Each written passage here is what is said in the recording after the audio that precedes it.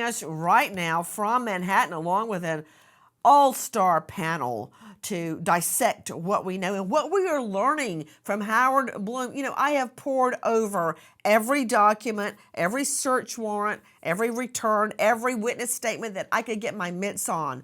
I have flown to Idaho, to Moscow, Idaho, in the midst of winter and trudged through the snow to look at the scene as best as I could, to drive the route. I believe, oh yeah, good times, freezing.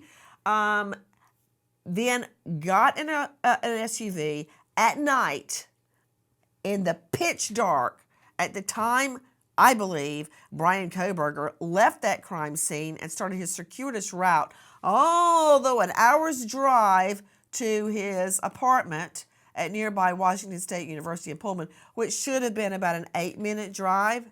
And somewhere along the way, he turns his cell phone back on.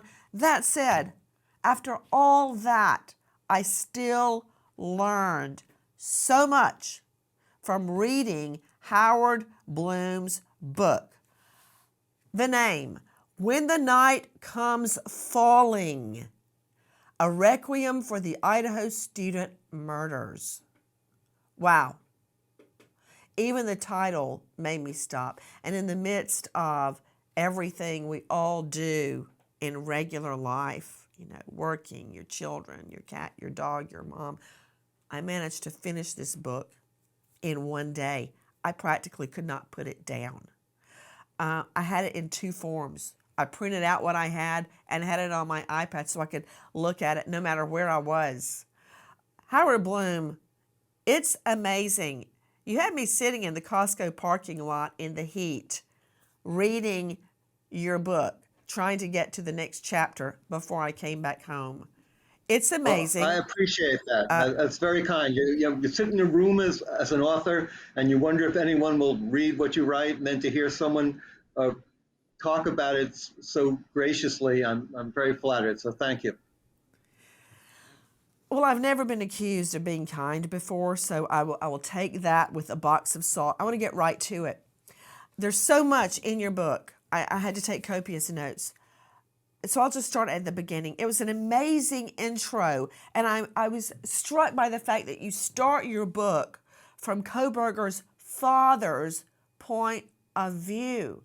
And what I learned about his father really touched my heart. How he never got to go to college, and he was so proud of Bryan Kohberger and was already referring to him as Dr. Kohberger amongst his coworkers. And it reminded me so much, Howard, of my father, how he didn't get, we're first generation college. And when I got through law school, in his mind, it was the most amazing thing ever. So proud. Right? Now, here's my question with that lead up. Almost at the beginning, his father and his family, Kohberger's family, suspected him of being the killer. And I found that just, I was dumbstruck. Because, you know, when I read about a crime, I don't immediately think, oh, my son did that. In fact, I've never thought that. Tell me your thinking and why you say that. Michael Kohberger makes this trip out to see his son to make the ride back with him. You know, this is a 28-year-old man, and his father's worried about him. He's making this trip. It's fatiguing, it's expensive, but he's worried about his son. He's sitting next to him in this car, shoulder to shoulder. He knows the police are looking for a white Hyundai. And one of the first things he realizes when he meets his son is that his son's mood is volatile. That's his first sign that Bryan is in a state.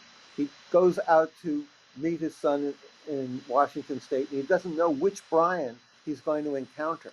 But that's his first sign, and he begins to see as the moods change and become deeper and more acerbic. He begins to wonder, oh my gosh.